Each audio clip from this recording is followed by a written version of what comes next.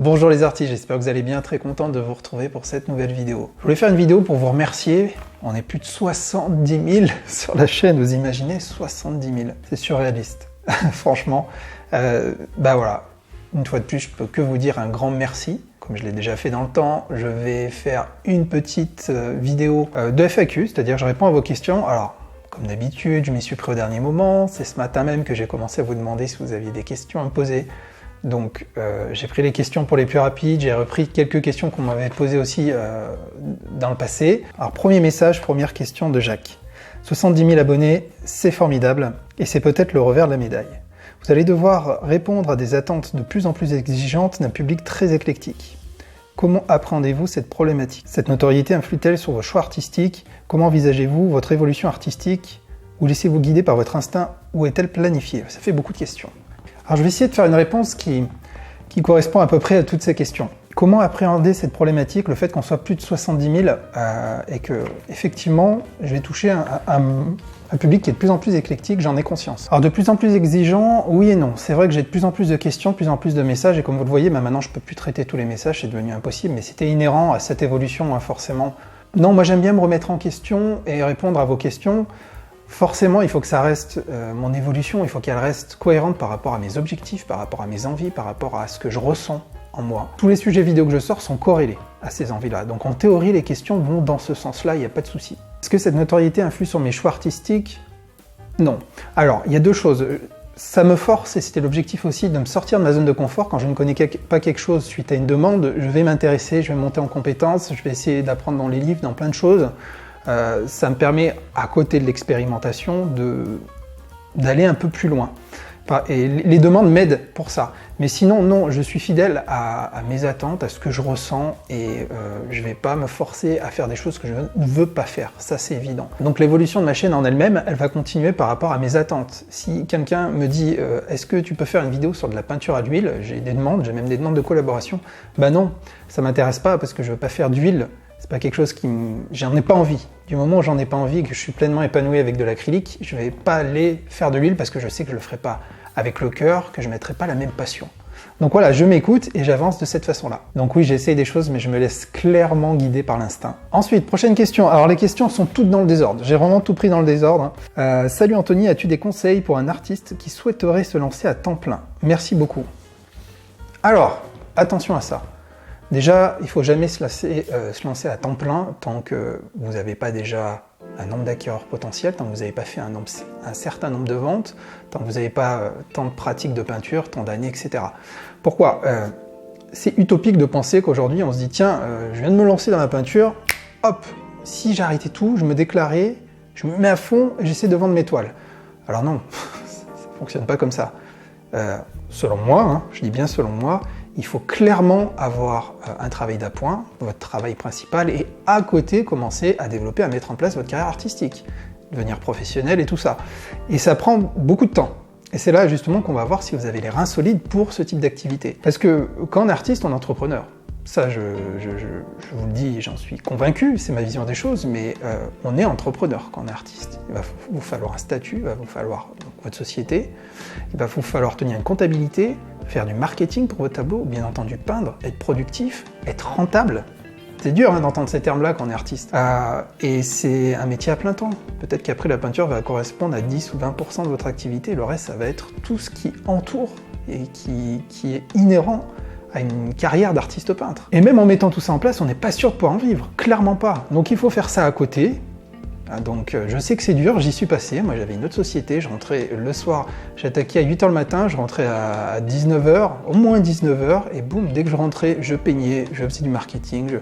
Quand j'avais des pauses au travail, j'en prenais qu'une le midi pour manger, je prenais 10 minutes pour manger, et après je travaillais sur mon site, je faisais du marketing, je cherchais, voilà, et je rentrais, je peignais, et j'arrêtais pas, j'ai fait ça pendant des années.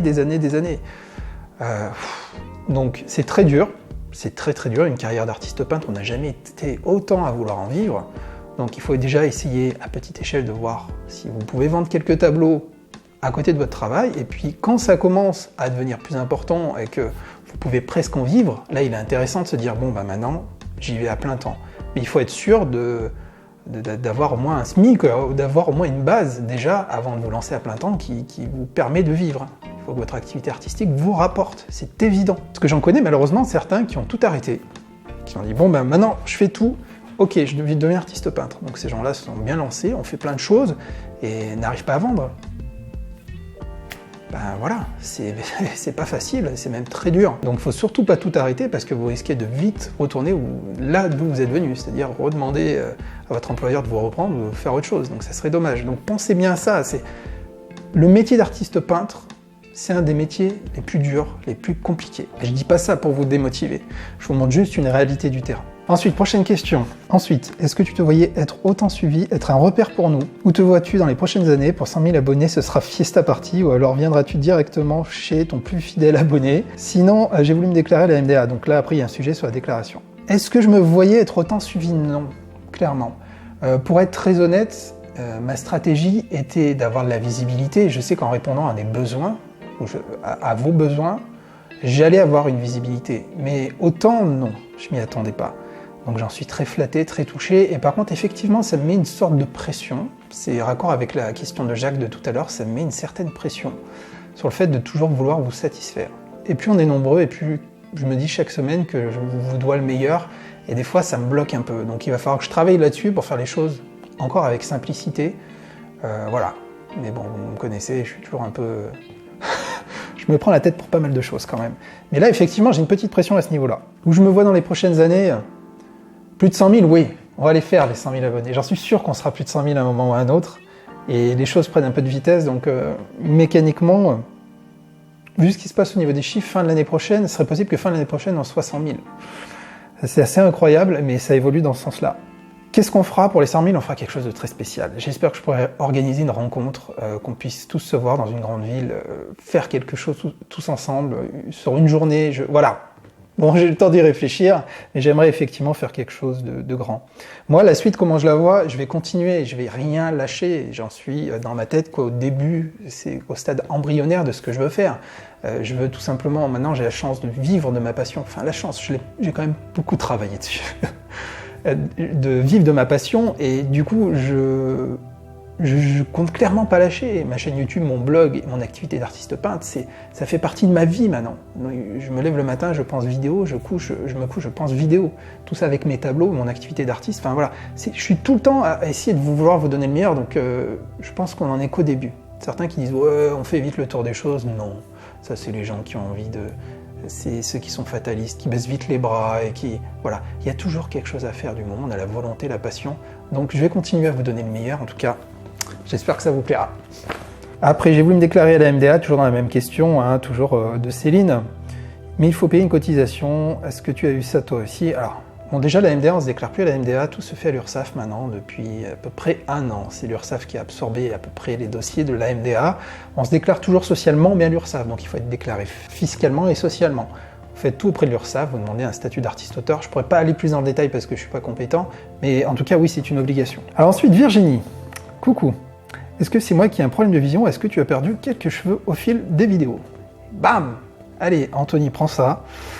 Il y a plusieurs questions, donc je vais répondre aux questions une par une. Je suis un homme, donc bah oui, ça fait quand même pas mal d'années que je fais des vidéos, donc peut-être que je me creuse un peu avec le temps, comme beaucoup d'hommes. Est-ce que tu as une femme, des enfants, des animaux? Donc oui, je suis en couple et j'ai la chance d'être papa depuis 2 ans. Si oui, comment gères-tu ton quotidien? Donc ma compagne a un métier un peu spécifique qui fait que elle a des heures qui sont assez aléatoires, elle va souvent rentrer le soir un peu plus tard que moi, donc c'est à moi de m'organiser pour rentrer plus tôt, aller chercher mon fils et préparer le repas, faire un brin de ménage, faire des choses. Et le reste de la journée, je m'organise pour soit travailler sur les tableaux, travailler sur mes vidéos, enfin, tout ce qui est inhérent à une activité d'artiste peintre. Donc je peux m'organiser comme ça, je suis à mon compte, je peux faire les heures que je veux, c'est la grande force. Donc ça se passe comme ça, les week-ends je m'interdis bien entendu de travailler, en tout cas d'être à l'atelier pour produire. Donc voilà, ça se passe comme ça. Est-ce que ton atelier est une zone où personne d'autre peut accéder? Oui, tout à fait. Mon atelier, bizarrement, ça va en choquer certains, est fermé au public. Pour moi, c'est une bulle créative.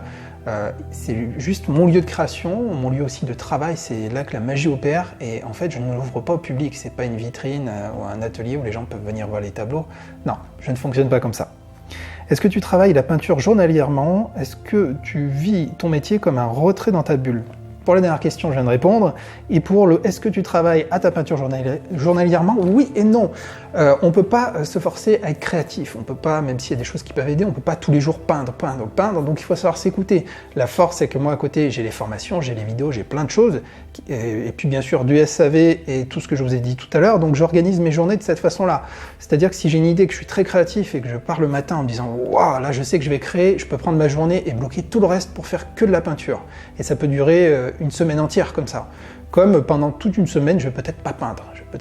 Donc là, je vais faire des travaux de finition ou je vais travailler sur le reste, comme je vous l'ai dit. Donc il faut être très attentif à ça parce que la créativité, malheureusement, il faut savoir l'écouter. Elle se provoque pas vraiment. C'est ça qui est un peu complexe. Mais voilà, donc moi je réagis comme ça, je raisonne comme ça et ça fonctionne très bien. Il faut savoir s'écouter et voir ce qui est le plus apte pour vous de fonctionner. Ensuite, tu n'as pas le sentiment de faire de la vache qui rit. Voilà, alors pourquoi ce message? Pour vous donner un petit échantillon de ce que je vis avec les commentaires parfois sur YouTube, va chercher à comprendre. Si quelqu'un a trouvé une réponse à cette question, qu'il la mette en commentaire s'il vous plaît.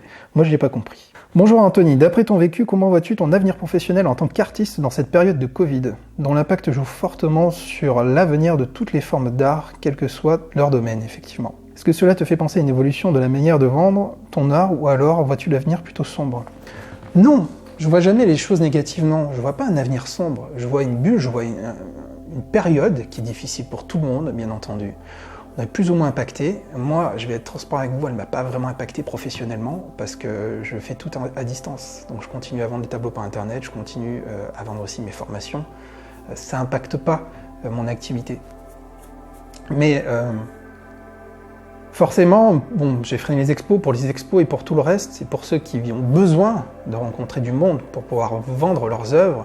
C'est compliqué en ce moment, forcément. Mais il faut toujours penser après. Parce que cette période-là va passer, bien entendu. Je ne vais pas rentrer dans le sujet, c'est pas ma compétence, mais on n'en est pas, on n'est pas sur quelque chose d'inédit. C'est des choses qu'on a connues dans l'histoire, des crises plus ou moins violentes, bien entendu, et on en est toujours sorti. Par contre, effectivement, combien de temps ça va prendre, on ne sait pas. On ne sait pas trop. Même si des solutions arriveront, des solutions concrètes comme les vaccins et tout ça.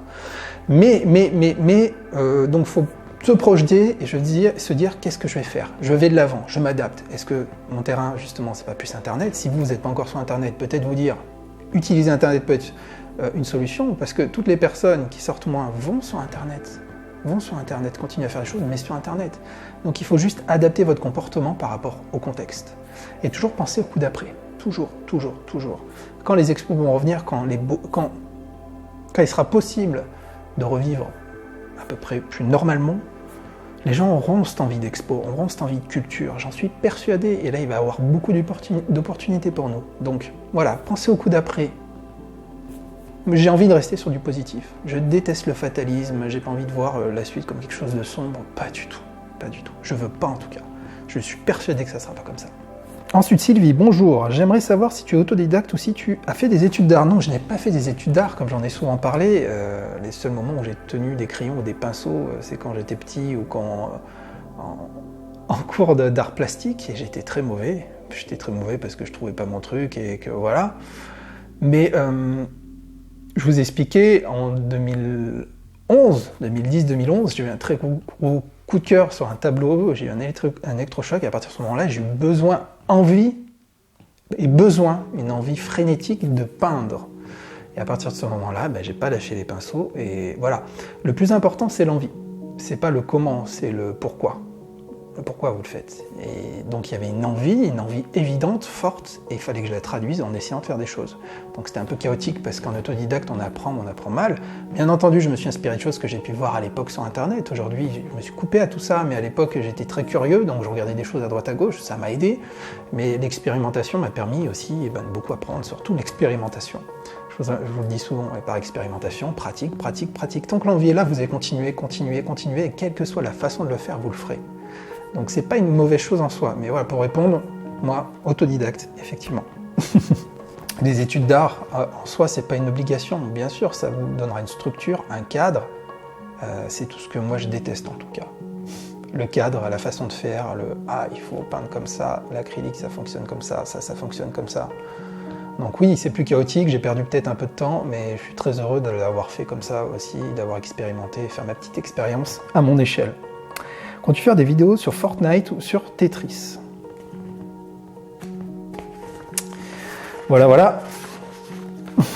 Ensuite, bonjour Anthony, une petite question. Avec la lumière naturelle qui baisse, comment éclaires-tu tes œuvres pour avoir une température de la couleur correcte? Oui, intéressant. Moi j'ai quand même une assez bonne exposition, enfin une grande fenêtre très très haute, ce qui m'amène une lumière naturelle. Moi vous savez, je suis fanatique de lumière naturelle, et pendant très longtemps, j'ai essayé de peindre qu'à la lumière naturelle. Après qu'on ne peut pas, moi je peux encore aujourd'hui, mais sinon effectivement il vous faut des ampoules, une température de couleur qui va être neutre. Ni trop chaud, ni trop froid. Je vous laisserai vous renseigner, j'ai fait des vidéos sur le sujet. J'en parle aussi dans mon livre sur lancer la peinture abstraite, il y a toute une partie sur la lumière. Et en termes de degrés Kelvin, il faut être au milieu pour avoir une lumière du jour, une lumière neutre. Si c'est trop chaud, ça va chauffer votre tableau, les bleus, les verts, toutes les couleurs froides vont pas ressortir comme il faudrait sortir. Et ça va valoriser un peu trop vos couleurs chaudes.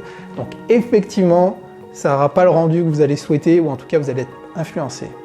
A contrario, si c'est trop froid, ça devient un peu bleuté. Tous les bleus vont être magnifiques, vont ressortir, mais toutes les couleurs chaudes vont être un peu fadasses et vont avoir même limite à changer de teinte, chromatiquement à glisser un peu sur des teintes qui ne sont plus les leurs. Donc essayez, et il suffit de regarder au niveau de l'achat de vos ampoules, vous regardez bien quand vous achetez vos ampoules, d'être au milieu. Alors je ne sais plus le chiffre, désolé, j'ai pas regardé, mais il faut être au milieu, il faut une lumière neutre, voilà, tout simplement. Après, il ne faut pas trop se prendre la tête avec ces questions de lumière, parce que certains vont trop dans le détail, veulent des choses parfaites et en oublient leur peinture. À l'œil nu, on se rend compte quand même si le rendu est fidèle et correspond à une lumière du jour. Enfin, voilà. Ensuite, quel objectif souhaites-tu atteindre dans ton art? Question qu'on me pose souvent et je ne sais pas y répondre en fait, parce que je ne me mets pas non plus un objectif. Je suis heureux de pouvoir vivre de ma passion. Donc j'ai l'impression de déjà l'avoir atteint mon objectif. Certains diraient « Ouais, moi je veux vendre plus de tableaux, je veux faire ci, je veux ça, je veux machin. » Moi l'argent, c'est pas le truc qui me motive. En fait, sinon j'aurais eu plein de moyens, j'aurais pu appuyer beaucoup plus que ça, faire plus d'argent. Mais même au niveau des cours et tout ça, vous l'auriez vu, c'est-à-dire que j'ai sorti 9 cours depuis quand? Depuis 2016. J'en aurais sorti des dizaines, des vingtaines, des 30, enfin plusieurs dizaines. J'aurais fait plein de choses à ce niveau-là si j'avais voulu vraiment gagner de l'argent. Je veux juste vivre de ma passion et du moment où j'ai assez pour subvenir à mes besoins, eh ben, je veux continuer à me focaliser et à surtout pas m'arrêter au niveau de ma créativité, à innover des choses. Donc quand dans une toile j'innove et que j'arrive à faire quelque chose de nouveau, quelque chose où j'ai l'impression d'évoluer, d'aller plus loin, techniquement ou non, eh ben, ça me fait plaisir et c'est ça. Et je veux juste que ça ne s'arrête pas. Il faut jamais se trouver en fait, il faut avancer, jamais se trouver. Donc j'ai pas un objectif particulier, certains diront ouais je vais vendre tant de tableaux par an, je vais être connu. Alors il y a beaucoup de ça, hein, il y a beaucoup d'ego dans le monde des peintres, donc c'est beaucoup moi je veux être le peintre français, je veux qu'on me reconnaisse, je veux être le meilleur, je veux être le plus... Non, c'est bon. Voilà, c'est pas forcément mon truc. Donc je me laisse guider. Tout en faisant attention de pouvoir subvenir à mes besoins. J'ai quand même toujours peur de ça, on est d'accord. Si un jour tout venait à s'écrouler et que je devais faire un autre métier, retourner dans d'autres métiers, des choses que j'ai pu faire avant, et plus pouvoir vivre de ma passion, c'est sûr que ça me ferait mal. Donc je fais attention à ça aussi, bien entendu. Mais voilà, entre très bien gagner sa vie et juste subvenir à ses besoins, c'est différent. Penses-tu qu'il faille obligatoirement être déclaré pour proposer ou exposer par le biais de tes connaissances ou amis, à titre exceptionnel? Genre une fois dans l'année. Alors non, il faut être déclaré pour vendre dès le premier euro perçu, c'est ce que dit la loi. Il faut être déclaré socialement au moins pour le premier euro perçu, fiscalement aussi. Donc ça sous-entend qu'il faut un statut d'artiste peintre, qu'après vous allez pouvoir, avec une déclaration simplifiée en micro-BNC, déclarer sur votre propre déclaration d'imposition votre montant. Il faudra être déclaré socialement à côté, à l'URSSAF également, et cotiser comme n'importe quelle société. Donc on est obligé aujourd'hui. Certains vont dire « Ouais, mais si je vends qu'une fois dans l'année ». Vous pouvez le faire à titre exceptionnel, mais sachez que vous serez dans l'illégalité. Clairement, il faut juste le savoir. De toute façon, vous parlez de marché ou autre, si vous faites des marchés de Noël, ils vont vous demander votre numéro de SIRET. Ils vont vous demander votre déclaration, bien entendu, sinon ça peut leur retomber dessus. Ils vont vérifier que vous êtes professionnel. Du moment où vous vendez quelque chose, vous êtes comme un commerçant, vous êtes professionnel. Ça, certains vont dire oui, on peut vendre jusqu'à 5000 € dans l'année. Ça ne s'applique pas à ce type de création, une création artistique, un tableau que vous allez créer, que vous allez vendre. On peut pas, ça n'existe plus. Il n'y a plus de quota de 1000, 2000 ou 5000 €. Non, ça ne marche pas comme ça, croyez-moi. Faites attention à ça, parce que certains se font avoir. Certains disent bon, moi je crée des tableaux, je les vends sur le Bon Coin, sur Internet. Bon Coin, c'est encore autre chose. Je ne vais pas rentrer dans le sujet, c'est vaste. Mais du moment où vous vendez légalement vos tableaux, vous pouvez avoir le fisc qui vient vous voir, l'URSSAF ou autre, en vous disant vous êtes déclaré où Ah, ben, je ne suis pas déclaré. Ah ben voilà, vous allez vous prendre une belle amende. Donc faites très attention. Très attention, mais aujourd'hui les statuts sont très simplifiés, c'est très simple à faire. Mais je comprends qu'au début on se dit je ne peux pas me déclarer si je vends qu'un tableau dans l'année. Je comprends. Donc après, bon, autant vous le dire, la plupart, quand ils en vendent un ou deux par an, ils ne le disent pas. Le risque est minime. Voilà. Je dis ça, j'ai rien dit. Ensuite, est-ce qu'un tableau avec du pourring peut se vendre? Quelle question. Guillaume. Tout peut se vendre. Il n'y a pas une question de technique. La technique n'est pas la question. C'est l'émotion. On peut créer de l'émotion avec plein de choses. Du moment où quelqu'un a un coup de cœur sur quelque chose que vous avez créé, quelle qu'en soit la forme, bah oui, vous pouvez lui vendre. C'est pas une question de pourring, de technique, de médium ou autre. Pas du tout. Après, il y a la question de responsabilité, votre responsabilité sur le matériel, d'être sûr d'avoir quelque chose qui va bien vieillir dans le temps. Enfin voilà, il y a ça, mais sinon... Ensuite Isabelle, bonjour Anthony, tout d'abord merci pour ton partage, tes conseils avisés et vidéos très pertinentes. Projettes-tu une rencontre interview vidéo avec un artiste dans ton atelier, comme tu l'avais fait il y a quelques temps? Oui, j'aimerais vraiment qu'il y ait une diversification dans mes formats, qu'il y ait de nouvelles choses et que je puisse vous proposer beaucoup plus de choses, mais il faut que je m'organise là-dessus, je ne sais pas encore trop comment faire les choses. Prévois-tu un jour une réunion de tes abonnés pour une journée créative tous ensemble? Oui, ce sera sûrement justement l'objectif des 100 000 abonnés, comme je vous l'ai dit. Alors 100 000, ça peut vous paraître démesuré, et ça me permettra de finir là-dessus, mais 100 000, c'est pas... compte tenu de l'évolution de la chaîne, c'est pas si excessif, on va y arriver. On va y arriver, donc ça sera dans 1 ou 2 ans, dans une année ou deux, mais voilà, ça se fera. En tout cas, si vous m'aviez dit qu'on arriverait à 70 000 abonnés tous ensemble, quand j'ai lancé la chaîne fin 2016, je vous aurais dit non.